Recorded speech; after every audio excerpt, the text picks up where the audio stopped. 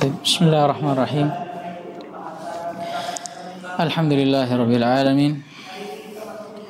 Wassalatu wassalamu ala al-mab'uuthi rahmatan lil alamin.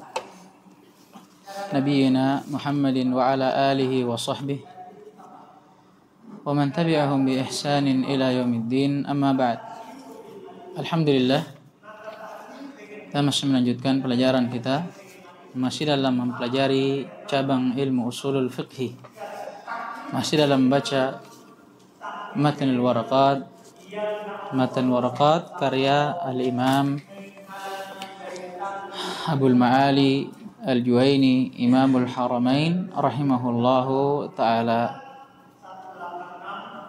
Alhamdulillah, kita sudah masuk ya di pertengahan dari buku kurang lebih, dan insyaallah ta'ala tersisa separuh lagi dari kitab ini. Kita mohon kepada Allah SWT agar kiranya senantiasa memberikan taufiknya kepada kita serta ilham dan hidayahnya untuk selalu membimbing kita di atas jalannya dan menganugerahkan kepada kita istiqamah dan kekokohan serta keteguhan berada di atas jalannya sampai Allah SWT mewafatkan kita insyaallah. Baik. Kita baca dulu baru nanti qari yang baca setelahnya. Kita masuk. Thumma qala al-muallif rahimahullahu ta'ala fi kitabih matni al-waraqat tahta bab al-'am. Qala wal 'umum min sifat an-nutqi wa la yajuzu da'wa al-umumi fi ghairihi min al-fi'l wa ma yajri majrah. Baik. Kata beliau, wal umum, dan keumuman itu min sifat an-nutq, merupakan sifat dari an-nutq. An-nutq yang diinginkan ai al-lafz. An-nutq yang diinginkan ai al-lafz. Apa maksudnya al-umum min sifat al-lafz?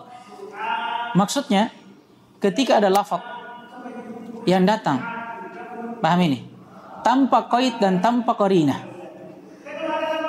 datang lafaz maknanya umum, tanpa qaid, tanpa qarinah, paham ini, maka kita katakan bahwa lafaz itu adalah lafaz yang am, umum, dan kita simpulkan darinya makna umum. Paham ini? Kenapa kita harus bahas ini? Karena di sana ada am yang datang berupa fi'il, perbuatan. Nah, ini ada am yang datang berupa perbuatan.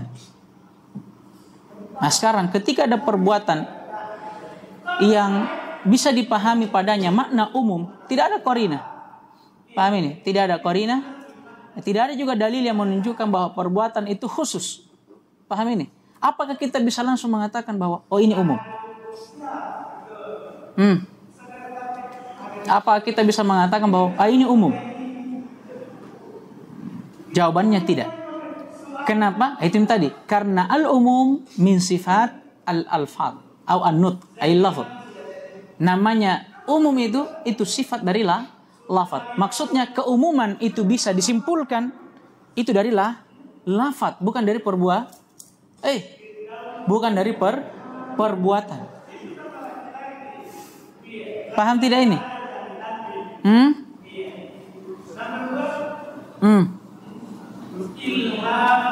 Ini sebenarnya beliau hanya ingin beristidlal, atau beliau hanya ingin membahas tentang satu pembahasan, yaitu hukum beramal dengan lafaz am.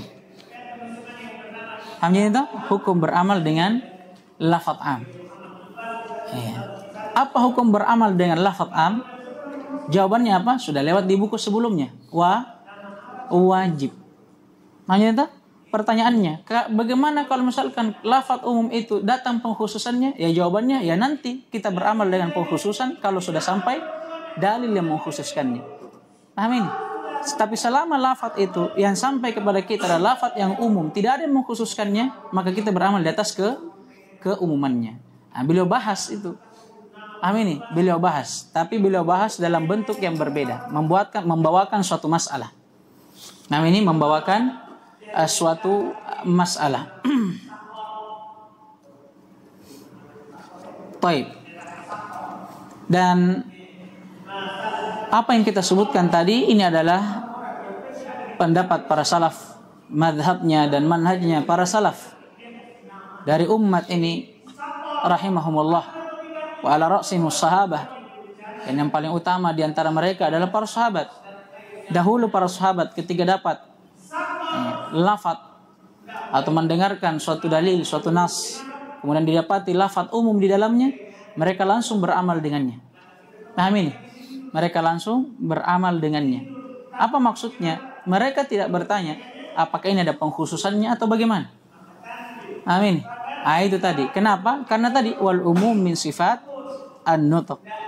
Karena memang keumuman itu sifat dari lafaz. Maka kapan ada lafaz maknanya umum, tidak ada qaid, tidak ada qarina menunjukkan akan pengkhususannya, maka kita langsung pahami dan bisa kita simpulkan bahwa lafaz ini umum. Berbeda dengan perbuatan ketika ada orang menukilkan bahwa fulan bin fulan melakukan ini dan itu. Kemudian dari perbuatannya kita bisa memahami bahwa perbuatan ini umum. Paham ini? Perbuatan ini umum. Apa kita bisa simpulkan makna perbuatan itu umum? Orang yang melakukannya, dia lakukan untuk dia pada waktu itu dan untuk selainnya? Tidak bisa. Karena keumuman itu sifat dari lafaz, bukan perbuatan. Adapun dalil yang menunjukkan para sahabat atau para salaf mengamalkan hal ini, di antaranya hadits Ibnu Mas'ud radhiyallahu taala anhu yang diriwayatkan oleh Al-Imam Bukhari rahimahullah.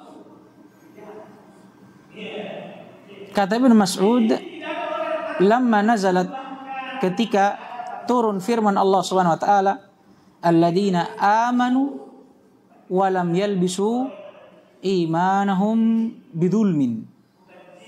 Dan orang-orang yang beriman dan tidak mencampur adukkan keimanan mereka dengan kezaliman, ai syirk, kesyirikan. Maksudnya? Apa kata Allah? Ulaika lahumul amnu wa hum muhtadun. Mereka lah orang-orang yang akan mendapatkan keamanan dan mereka lah orang-orang yang diberikan hidayah oleh Allah Subhanahu wa taala. Kemudian setelah itu, qala ashabun Nabi sallallahu alaihi wasallam, kata Ibnu Mas'ud, para sahabat pun bertanya kepada Nabi alaihi salatu wasallam perihal ayat ini.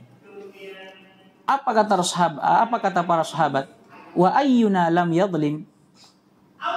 Kata para sahabat, ya Rasulullah, siapa di antara kita yang belum pernah melakukan kezaliman? Maksudnya, sahabat memahami kezaliman di sini bermakna umum. Maksudnya kezaliman, walaupun kezaliman yang kecil, dosa-dosa kecil, siapa di antara kita manusia yang terbebas dari dosa?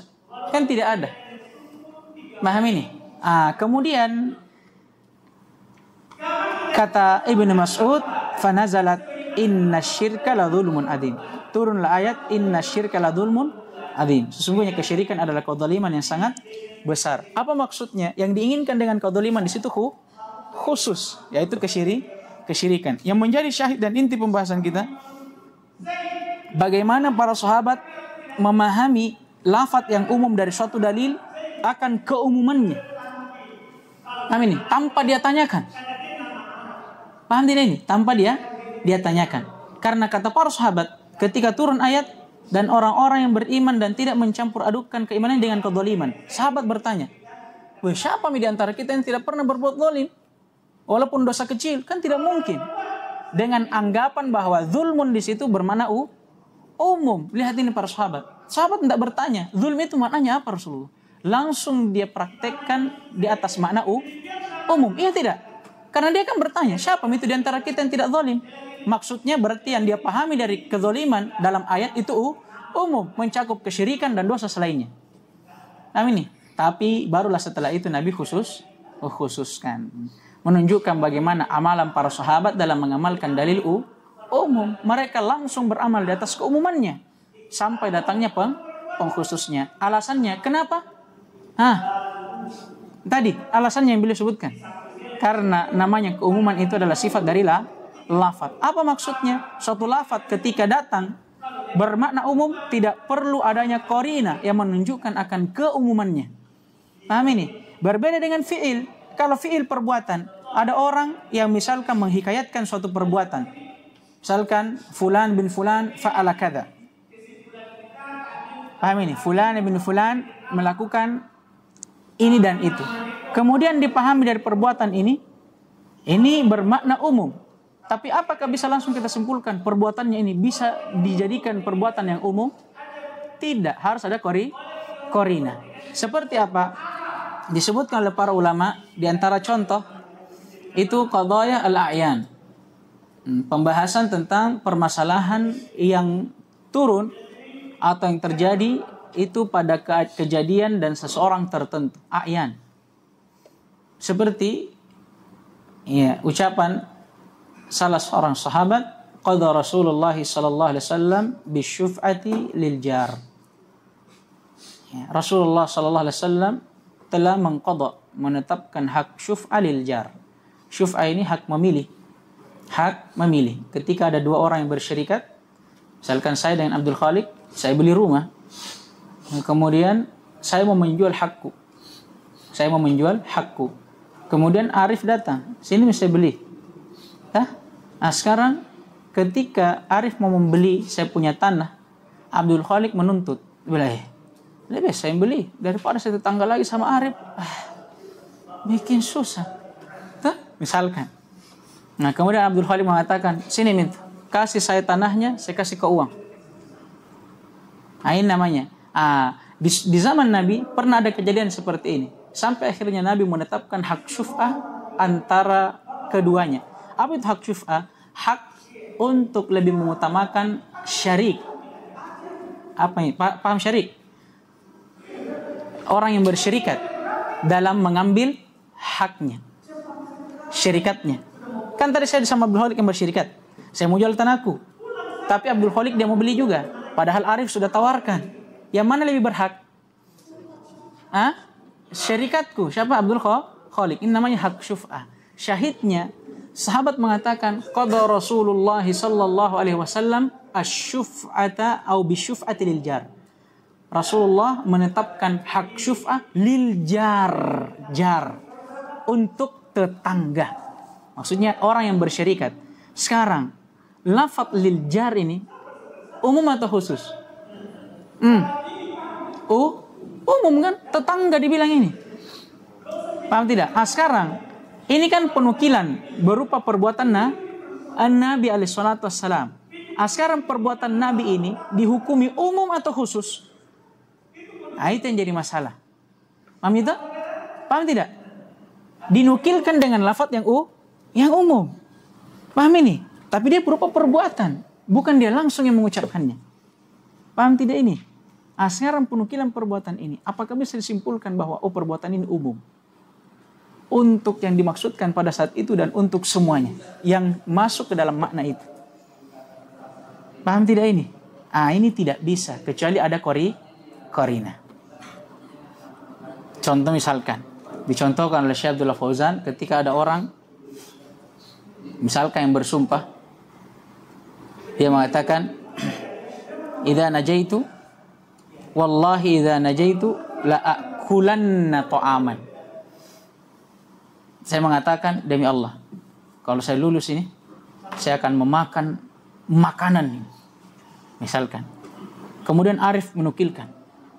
Abdul Khalik. Tadi Abdurrahman dia bilang, kalau dia lulus katanya, dia bersumpah. Dia mau makan makanan katanya. Sekarang penukilan ini, perbuatan ini, saya bilang kepada antum, apakah bisa dimaknai umum? Apa jawabannya? Tidak. Kenapa? Karena dia berupa perbuatan. Harus ada korina yang menunjukkan bahwa yang saya inginkan itu umum. Paham ini? Yang tidak paham, alhamdulillah. Mungkin belum waktunya. Tapi inti dari pembahasan beliau ingin menjelaskan sebenarnya apa hukum beramal dengan am. Bagaimana kita memahami lafaz yang am itu. Paham ini? Kata beliau, al-am atau al-umum min sifati an-nutuq. Dia termasuk dari sifat an-nutuq, lafaz. Apa maksudnya? Saya jelaskan tadi. Ketika lafaz datang bermakna umum, dia tidak perlu korina dan dalil yang menunjukkan akan makna umumnya, tapi langsung bisa dipahami. Berbeda kalau perbuatan. Tsumma qala rahimahullah, Iqra. Dari khos ya.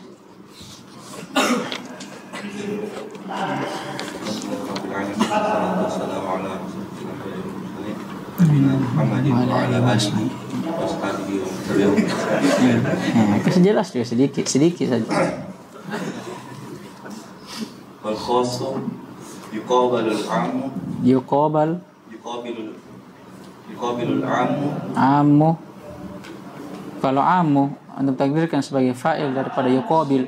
Yuqabil harus punya dhamir. Yuqabilul 'ammu Amma wa takhsiso. Insyaallah. Dari titiknya?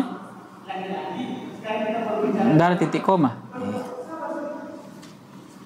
Kira-kira bagaimana bagusnya ini maknanya? Wa takhsisu, jumlah baru. Kenapa? Karena setelahnya itu khobar dan dia butuh mubtada. Kalau antum ambil takhsiso menjadi am, menjadi ataf kepada am, boy, siapa yang mubtadanya tamyiz di sini? Makanya waw di sini istinafiyah, jumlah baru. Wa takhsisu atau ataf ya, ataf kepada wal khas yang pertama. Ini ataf kepada jumlah yang sebelumnya di matan. Lanjut tamyizu ba'dil jumlati wa huwa yanqasimu ila muttasilin wa munfasilin. Muttasil istithna'u al-istithna'u wa tad'idu bi syarti wa tad'idu bis sifati. Baik, yakfi. Thumma qala rahimahullahu ta'ala wal khas. Setelah sebelumnya beliau membahas tentang al-am, yang dimana al-am ini termasuk dari dalalat al-alfad, menunjukkan sebuah lafaz, demikian pula muqtadahnya, kandungannya. Beliau menyusul dengan pembahasan khas. Kenapa? Karena antara khas dan am itu bainahuma talazum. Di antara keduanya itu ada keharusan, keterikatan. Kenapa? Karena namanya lafaz am itu kadang kemasukan takhsis sehingga dia menjadi am al-makhsus. Ya kan? Oleh karena itu penting bagi kita untuk mengetahui apa itu khas. Apa itu khas? Ya, sebenarnya pengaruhnya nanti kepada apa? Kepada pembahasan kapan kita bisa mentaksis yang am. Kapan dikatakan lafaz am itu makhsus? Dan bagaimana kita bisa membedakan lafaz ini am, dia tetap di atas keumumannya, atau dia am makhsus, keumuman yang telah dikhususkan. Natijahnya yaitu kepada hukum beramal dengannya. Kan jangan sampai kita beramal di atas dalil umum padahal sudah dikhususkan. Amin kan? Atau kita beranggapan bahwa dalil umum ini telah dikhususkan padahal dalil pengkhususannya tidak cocok untuk jadikan takhsis atau mukhassis. Baik, qala rahimahullah wal khasu yuqabilul am. Beliau mendefinisikan tentang khas dan beliau langsung menyebutkan bahwa khas lawan dari am. Bahwa khas lawan dari am. Berarti am tadi apa definisinya muallif? Ma amma syai'aini fasaidan. Nah, berarti kalau khas ma amma wa wahidan. Ini adalah apa yang mencakup satu saja. Iya kan? Ya. Atau bisa kita katakan madalla alal mahsur. Apa yang menunjukkan akan yang terbatas. Kalau am tadi kan dua dan lebih dan tidak terbatas. Kalau khas berarti apa? Nah, kalau yang beliau inginkan lawan dari am berarti apa yang menunjukkan akan mahsur yang terbatas. Baik. Kemudian setelah itu beliau bawakan definisi at-takhsis. Karena sebenarnya natijah dari mempelajari bab khas ini untuk mengetahui at-takhsis. Iya kan? Karena kita mau tahu ini bagaimana cara mengkhususkan yang umum dan bagaimana dalil umum dikatakan makhsus. Paham ini? Makanya beliau harus bahas takhsis, bentuk pengkhususan itu bagaimana. Kata beliau, wa takhsis tamyizu ba'dil jumlah. Membedakan sebahagian jumlah. Di ta'liq atau dijelaskan oleh sebagian syurah, di antaranya Syekh Abdul Fauzan hafizahullah, kata beliau, tamyiz di sini ikhraj bermakna al-ikhraj. Adapun al-jumlah maknanya al-am atau sighat al-am.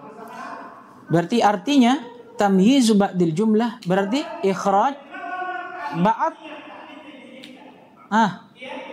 ba'd al-am. Bagaimana mengeluarkan sebahagian dari jumlah yang umum. Nah, dan kalau di atas definisi ini sejalan dengan definisi pada kitab yang sebelumnya. Apa definisi at-takhsis di kitab sebelumnya? Ikhraji ba'di afrad al-umum. Bagaimana mengeluarkan sebahagian dari afrad dari lafaz yang umum. Contohnya, kita contohkan misalkan ja'al qaumu illa zaidan. Mana di sini taksisnya? Illa zaidan. Telah datang suatu kaum kecuali si Zaid. Sekarang si Zaid ini namanya atau mukhassis yang mengkhususkan lafaz al-qaum. Apa tadi maksudnya taksis? Mengeluarkan sebahagian dari lafaz umum. Nah, sekarang saya tanya antum, Zaid apakah termasuk dari kaum? Naam, termasuk. Hanya saja dalam lafaz ini dia dikeluarkan dari lafaz umum itu. Dengan apa? Dengan taksis namanya. Baik. Kemudian kata beliau, wa huwa yanqasimu ila muttasilin wa munfasil. Beliau sudah mulai merinci, dan perlu kita ketahui, kata beliau, yang namanya taksis, pengkhususan lafaz yang umum itu terbagi menjadi dua. Ya kan? Dan yang nampak wallahu taala alam, yang beliau inginkan di sini adalah mukhassisnya, bukan taksisnya. Ya kan? Bukan taksisnya. Kata beliau terbagi menjadi dua. Apa saja? Muttasil dan al-munfasil. Muttasil dan al-munfasil. Ada pengkhususan yang berbentuk bersambung dan ada juga yang berbentuk terpisah. Apa itu muttasil? Ya, sebagaimana yang telah lewat sebelumnya, wa huwa alladhi la yastaqillu binafsihi. Dia adalah pengkhusus yang tidak bisa berdiri sendiri. Apa maksudnya? Maksudnya berarti dia datang bersamaan dengan dalil umum dalam satu dalil, dalam satu ayat atau satu surah yang sama. Intinya dia bersambung dengan lafaz umumnya. Seperti apa ini? Contohnya, Allah SWT berfirman, wal asri innal insana lafi khusrin. Al-insan sudah lewat kemarin. Dia adalah lafaz yang mu'arraf dengan al-istighraqiyah. Dari mana kita tahu? Karena bisa diganti dengan kul. Inna kulla insanin lafi khusrin. Syahidnya bukan itu sebenarnya. Pengkhususan yang datang setelahnya. Illa. Kemudian disebutkan apa saja yang Allah kecualikan atau siapa saja yang Allah kecualikan dari al-khusr tadi. Nah, sekarang perhatikan illa. Dia datang bersambung langsung setelah lafaz am atau terpisah? Bersambung dalam satu surah yang sama, bahkan dia datang tepat di ayat setelahnya. Nah, ini namanya muttasil. Di antara contoh yang lainnya, firman Allah SWT, walillahi 'alan nasi hijjul baiti man istata'a ilaihi sabila. Walillahi 'alan nas, wajib atas seluruh manusia.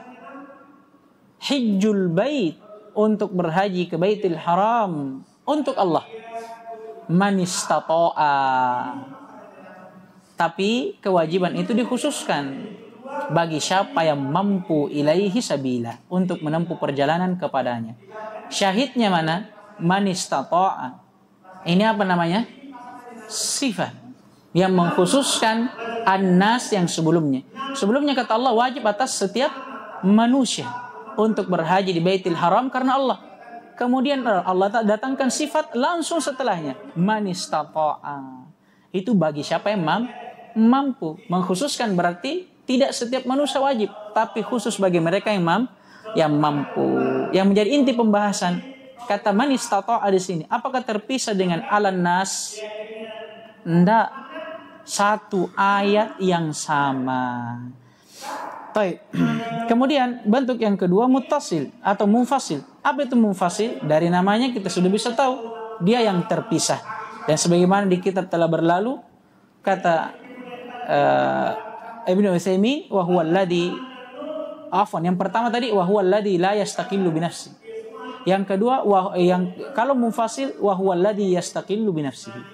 Dia yang bisa berdiri sendiri. Apa maksudnya dia bisa berdiri sendiri? Dia terpisah dengan dalil umum. Kalau yang pertama kan dia tidak bisa berdiri sendiri. Berarti dia harus datang bersamaan dengan dalil umum. Paham ini? Kalau yang kedua ini dia bisa berdiri sendiri. Dalam artian dia terpisah dengan dalil umum. Contohnya masyhur firman Allah Subhanahu wa taala, yusikumullahu fi auladikum lidzakari mithlu hadzil unsayain. Kata Allah, dan Allah mewasiatkan kepada kalian terhadap anak-anak kalian. Ini tentang hukum pembagian warisan. Allah tambih kepada para orang tua, lidzakari mithlu hadzil unsayain. Ingat bahwa bagian anak kalian itu laki-laki itu 2:1 dibandingkan perempuan. Taib. Syahidnya dalam ayat ini, lafaz umumnya di mana?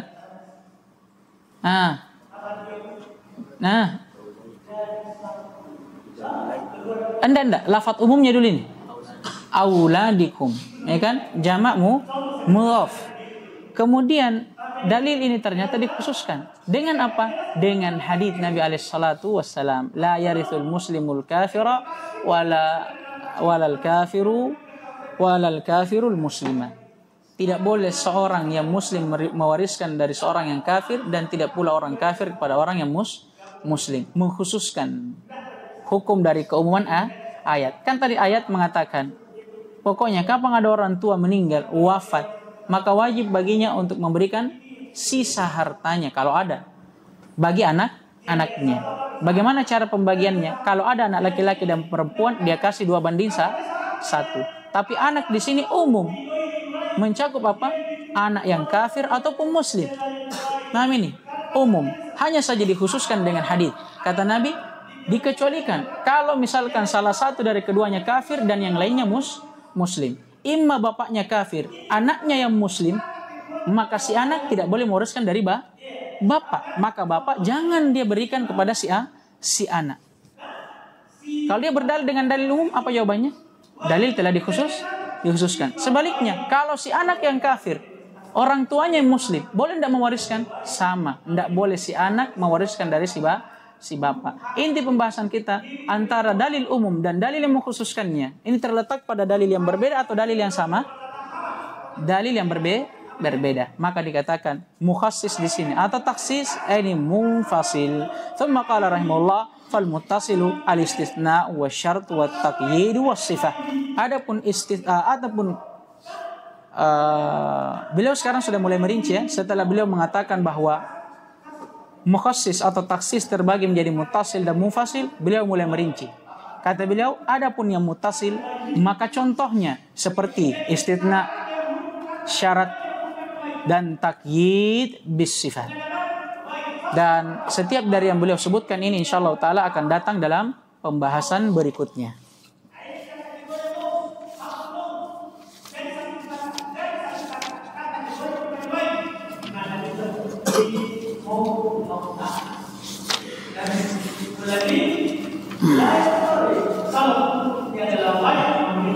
Nah ini panjang ya, istitsna kayaknya pembahasan panjang. Panjang sekali pembahasannya istitsna ini. Iya. Insyaallah taala kita tunggu dulu. Masalah waktu kayaknya nih.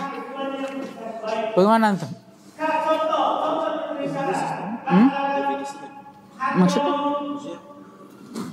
Ya apa yang mencakup dua ini? Kalau kayak Apanya? memasukkan semua jenisnya terbatas begitu. Yang ini tidak, maksudnya itu dia adalah mencakup 2 ke atas. Ini pembahasannya sebenarnya pembahasan tentang aqallul jama'. Jama' yang paling sedikit itu berapa? Itu bukan aqallul jama'. Iya, aqallul jama'. Batas paling sedikit dari jama' itu berapa? Apa maksudnya dan apa natijahnya? Natijahnya sebenarnya bagaimana kita bisa tahu jumlah minimal seorang itu dikatakan imtisal dengan lafaz yang umum. Iya toh? Maksudnya orang juga yang melafadzkan dengan lafaz yang umum, kapan baru lafaznya bisa dikatakan umum? Paham tidak ini? Misalkan ada orang yang mengatakan akrim matulab. Padahal dia cuma punya satu tulab. Lafadznya umum? Tapi masuk dalam definisi umum? Kan tidak. Atau misalkan orang yang mengatakan akrim taliban, masuk umum? Masuk atau tidak umum? Mutlak, tidak umum toh. Akrim talibain, umum? Mutlak. Akrim mi'atan minat tulab, umum? Mutlak. Akrim milyunan minat tulab, mutlak. Untuk mengeluarkan semua ini bila definisikan satu persatu. Wa illa sebenarnya beliau bisa mendefinisikan dengan definisinya Ibnu Utsaimin rahimahullah. Makanya kita bilang tadi lebih diutamakan definisinya Ibnu Utsaimin. Maksudnya beliau ma'amma syai'ain, untuk mengeluarkan yang mufrad. Fasaidan, untuk mengeluarkan musanna. Ditambah oleh syurrah bila hasr, untuk mengeluarkan asmaul a'dad. Bukan berarti bahwa bisa aja orang mengatakan bahwa akrim talibain ini lafaz umum. Kenapa? Kan amma syai'ain. Bukan itu maksudnya. Makanya itu ta'rif harus dibaca semua, saudara. Jangan dibaca setengah-setengah. Ya, karena kapan antum bilang juga ma'amma syai'aini atau ma'amma fasaida, atau ma'amma syai'aini antum tidak tambah fasaidan, tidak keluar berarti darinya akrim talibain. Atau antum cukupkan dengan ma'amma syai'aini fasaidan, berarti tidak keluar apa? Milyunan, bilyunan. Paham itu? Jadi beliau membawakan ta'rif itu antum harus baca secara sempurna. Bukan berarti dari setiap ta'rif kalau antum potong bisa antum gunakan. Tidak. Karena ketika antum mengatakan al-am ma'amma syai'ain, apakah ini am? Ma'amma syai'ain am? Bukan, harus sempurna. Fasaidan bila hasr. Sudah nih, selesai masalahnya tuh. Berarti dia pisah-pisah ini untuk mengeluarkan itu tadi. Apa yang bukan dari am, keluar darinya mufrad. Wa illa sebenarnya kalau dia pakai definisinya Ibnu Utsaimin, selesai masalah. Iya tuh, al-lafzul mustagriq. Iya kan? Al-lafzul mustagriq, apa lagi? Li jami' afradihi bil hasr. Baik, enggak ada masalah itu.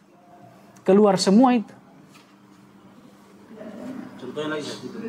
Amam Zaidan wa Amrah bil itu contoh yang apa definisi mana? Yang diumumkan di situ bukan Amron wa Zaidan, tapi al-ata.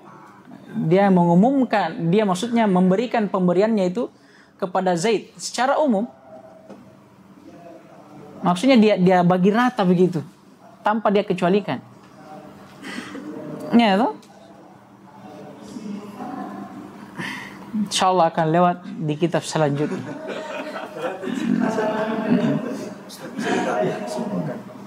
Asal dari lafaz tanpa qarina dan qaid itu umum. Iya. Tidak, maksudnya tentunya kalau misalkan lafadznya bermakna umum, saudara. Paham gini? Iya toh? Maksudnya lafadz umum yang tanpa qaid dan qarina, dia tidak perlu qaid dan qarina untuk menunjukkan akan keumumannya. Paham itu? Bisa langsung disimpulkan bahwa lafadz ini umum. Artinya apa? Ketika antum menyimpulkan suatu lafadz bermakna umum, seseorang tidak bisa mengatakan pada antum, "Woi, dari mana antum tahu? Apa dalilnya kalau dia umum?" Paham ini? Berbeda kalau perbuatan tadi. Ada orang mengatakan kepada antum, atau misalkan sabda athar Ibnu Mas'ud tadi, sahabat, dia mengatakan, "Qada Rasulullah asyuf'ah lil jar." Ini kan dia menceritakan tentang perbuatan.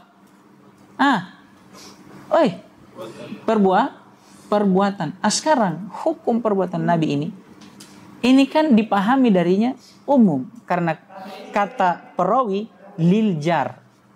Sekarang apakah kita bisa menyimpulkan perbuatan Nabi di sini umum? Atau bagaimana? Paham ini? Nah, tidak bisa disimpulkan kecuali harus ada dalil. Hanya saja contoh yang beliau pakai di sini, contoh yang digunakan oleh sebagian syurah, dan itu memang contoh yang masyhur di kalangan para ulama usul. Ini diperselisihkan. Wa illa natijah dari pembahasan itu tadi, beliau hanya ingin menjelaskan bagaimana kita memahami lafaz atau keumuman dari suatu lafaz. Kata beliau, tidak perlu pakai korina. Kenapa? Karena al-umum min sifatil alfaz.